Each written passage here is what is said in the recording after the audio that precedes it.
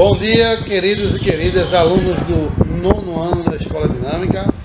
Hoje vamos iniciar aqui a nossa aula. São aulas agora de revisão, porque o nosso livro a gente chegou ao fim. E agora a gente vai aparar algumas arestas do que foi abordado no livro no decorrer do ano. Na última aula a gente trabalhou com a Oceania, que é o último capítulo do nosso livro. E hoje nós vamos retomar aqui um processo de revisão geral que foi abordado no nosso livro durante o ano todo. Vamos começar hoje falando sobre a população mundial, A população mundial, que hoje o mundo está em aproximadamente 7 bilhões de habitantes, dos quais desses 7 bilhões de habitantes, praticamente quase a metade dos 7 bilhões de habitantes do mundo, ele está hoje fazendo parte do... Então, como eu ia dizendo, tem que dar uma paradinha aqui, desses 7 bilhões de habitantes que nós temos espalhados no mundo inteiro, quase a metade dessa população está localizado na China e na Índia, que são os dois países mais populosos do mundo. A China com aproximadamente 1,4 bilhões de habitantes, e a Índia com aproximadamente 1,2 bilhões de habitantes. É quase a metade da população mundial. Com relação ao Brasil, a última vez que foi feita a contagem pelo censo, o Brasil estava com 205 milhões de habitantes. Ou seja, uma quantidade boa da população brasileira, um país populoso, porém pouco povoado. Por que pouco povoado? Porque o território brasileiro é muito grande. E aí, quando a gente vai tirar a densidade demográfica, que é a relação área por total de habitantes no território brasileiro, a gente vai apresentar o Brasil com apenas 22,4 habitantes por quilômetro quadrado aproximadamente. O que isso indica que o Brasil é um país pouco povoado, porque apresenta uma população relativa, uma densidade demográfica muito baixa. Para você ter ideia, em relação ao Japão, a população do Japão é relativa em torno de 300 habitantes por quilômetro quadrado, que é um verdadeiro formigueiro humano. E aí, consequentemente, é um país que tem dificuldades assim com relação ao processo de locomoção das pessoas, devido à questão da superpopulação existente naquela região. O Brasil, a gente sofre muito com essa questão da população, por conta da má administração que nós temos nos estados, e, consequentemente, a locomoção também deixa um tanto a desejar, porque, infelizmente, quem fala mais alto no Brasil é o dinheiro. Não quer se investir muito no sistema de transporte, e aí, consequentemente, o ser humano brasileiro acaba sofrendo muito com isso aí. Então, a população brasileira ela vem crescendo gradativamente nos últimos tempos, principalmente nos países pobres. Por que os países pobres têm esse crescimento da população tão grande assim? Justamente por conta de uma falta de controle de natalidade, por falta de informação que a população tem, por falta também de estruturas médicas hospitalares que, de uma certa forma, não distribui medicamentos contraceptivos para a população, e aí o povo se dana a ter menino. E essa explosão demográfica relacionada ao crescimento da população infanto-juvenil acaba, de uma certa forma, gerando problemas na estrutura e na conjuntura do país. Como assim, professor? Por exemplo, nos países pobres, onde se tem uma grande quantidade de crianças, países africanos, etc., eu tenho aí uma quantidade de violência também muito grande. Por quê? Porque os pais têm filhos e aí muitas vezes acabam deixando o filho em casa em busca de emprego e não conseguem voltar sem emprego para casa e, consequentemente, parte para o extremo, Parte ao quê? Parte para matar, roubar e etc. Isso é uma consequência de um país que tem a sua população pobre. Já os países ricos não. Os países ricos ele tem uma estrutura bem melhor, onde todo mundo está no mercado de trabalho, onde as pessoas não precisam roubar nem matar para conseguir dinheiro, né, a estrutura já lhe dá uma condição boa, né, de vida, e aí, consequentemente, as pessoas conseguem viver bem melhor e de uma forma mais coesa entre eles, né? Consequentemente, eu vou ter uma expectativa de vida boa nos países também ricos, por conta de quê? Justamente por conta de ter uma vida regrada, por ter uma alimentação também balanceada, com várias vitaminas, vários minerais, etc., que faz com que as pessoas vivam mais e melhor. É só analisar aí uma pirâmide etária, que é um dos principais indicadores sociais de um país. As pirâmides etárias, que apresentam a base larga e o topo estreito, quer dizer que tem muitas crianças nascendo entre 0 e 4 anos e poucos idosos. Por que os idosos não envelhecem tanto? Justamente porque não tem acesso a medicamentos gratuitos, porque não tem acesso à alimentação balanceada com vitaminas e minerais que façam com que as pessoas vivam bem e melhor, né? E aí, consequentemente, a expectativa de vida dos países pobres são muito baixas, em torno de 60, 62 anos. O Brasil já passou por isso uma época, né, quando tínhamos a inflação muito grande, nós não tínhamos o poder de compra. E aí, consequentemente, além disso, a indústria brasileira era muito fraca, não era bem aceita no mercado internacional e, consequentemente, a gente não tinha como exportar mercadorias para fora e nem acumular capital estrangeiro para melhorar a nossa balança comercial.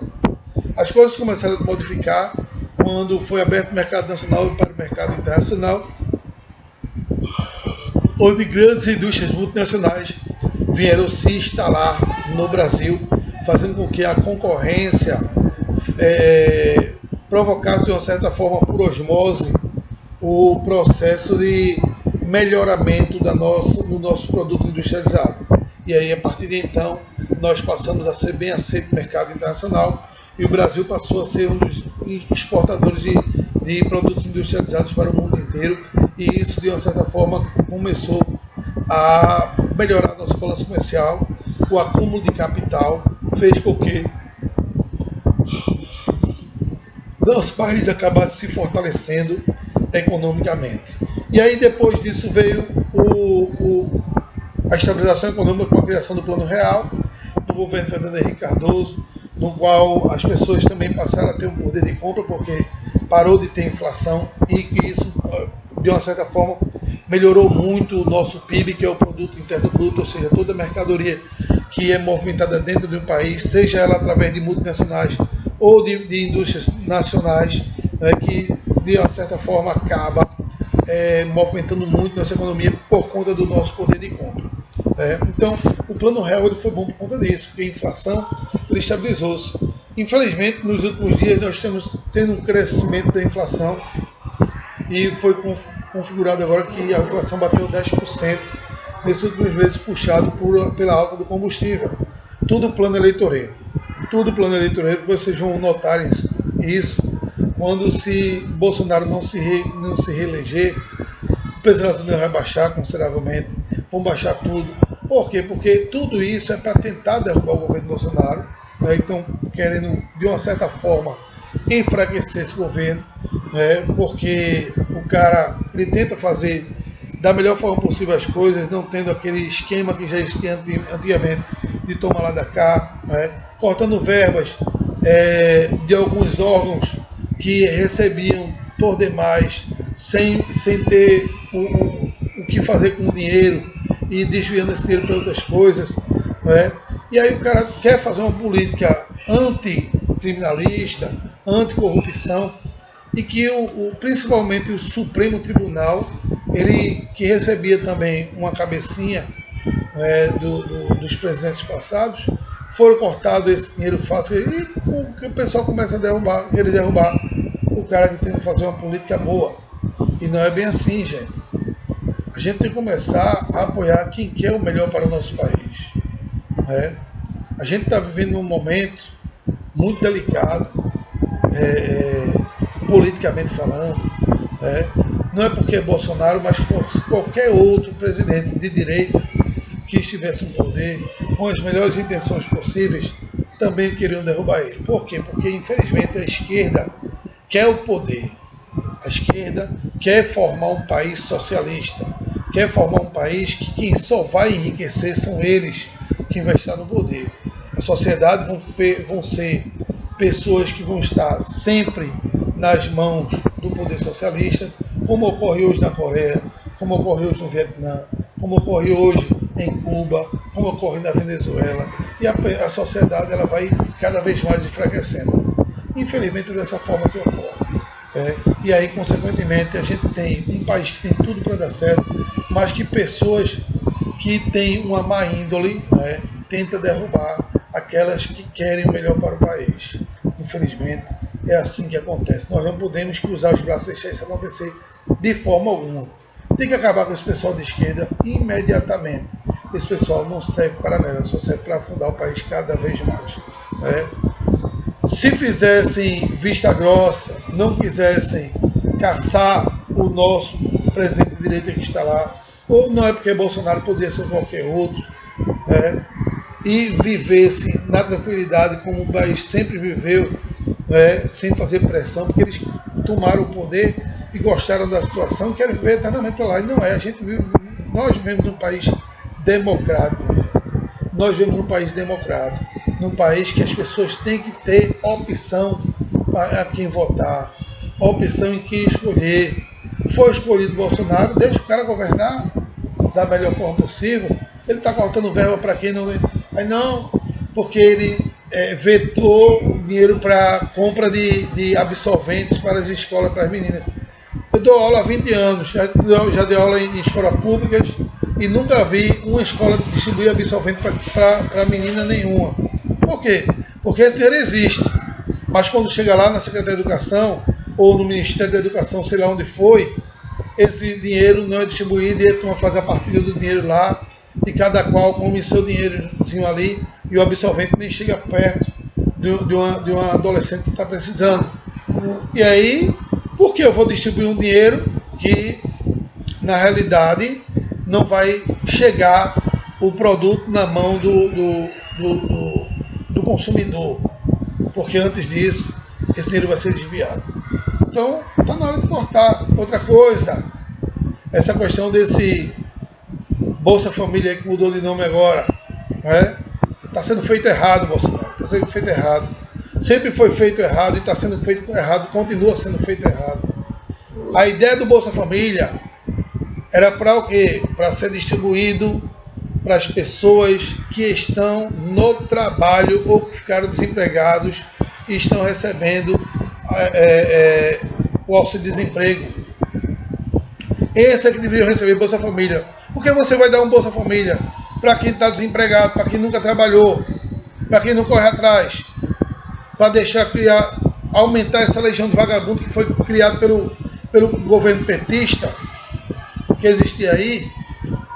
Não, tem que ser dado o Bolsa Família para quem está trabalhando ganhando apenas um salário mínimo, para ajudar as pessoas a comprarem mais coisas para dentro das suas casas. Tem que cortar para quem não trabalha. Quem não trabalha não pode ter direito a Bolsa Família, porque senão o cara não vai atrás de emprego nunca. Vai se acomodar. Bolsa Família é para ser dado para quem trabalha e ganha um salário mínimo. Esse trabalhador ele contribui para o crescimento do país. Vamos deixar de mimimi. Criou-se uma legião de vagabundo por aí. O Brasil está assim porque, infelizmente, entrou muito dinheiro, o dinheiro foi desviado, foi dado para quem não merecia. A intenção foi boa? Foi. Parte da intenção foi boa, de criar a Bolsa Família. Porque outra parte, ele comeu a parte do dinheiro dele também. E, infelizmente, foi feito da forma errada. Deu um Bolsa Família para a pessoa que não trabalha. Aí o cara não vai trabalhar nunca. Vamos dar curso profissionalizante de graça? Beleza. Isso é excelente, porque você vai estar capacitando o cara para ter uma mão de obra qualificada. E não precisa fazer teste para entrar numa escola técnica, não. O negócio é criar N escola técnica estadual, municipal, federal e colocar todo mundo para fazer curso técnico para o mercado de trabalho, absorver mão de obra qualificada. E a partir daí você fazer o crescimento de um país com pessoas trabalhando. Porque os países de primeiro mundo crescem? Porque tem mão de obra qualificada. Porque eu tenho o Japão, um país com alta tecnologia, porque qualificar o cidadão para o trabalho. Mas eu gosto de dizer, não, porque o crescimento da globalização, as máquinas vai tirar o cara do mercado de trabalho. Isso nunca vai acontecer. Quem sai do mercado de trabalho é o próprio cidadão que não procura se qualificar. Porque a máquina não foi criada pelo divino, não foi Deus que criou a máquina, quem criou a máquina foi o homem. E para operar a máquina precisa do homem também. Então, se aquela máquina tirou o meu emprego, eu tenho que me qualificar para operar a máquina.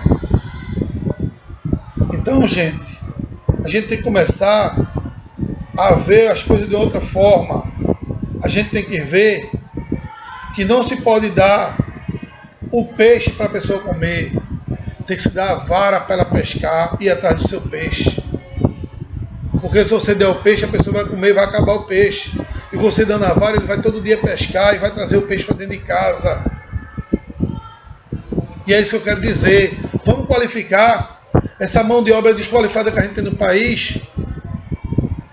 Botar as pessoas para trabalharem, para fazer com que o país cresça.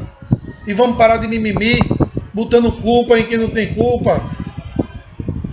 Em quem tenta fazer o Brasil crescer. Como outros países do mundo crescem, que todo mundo trabalha.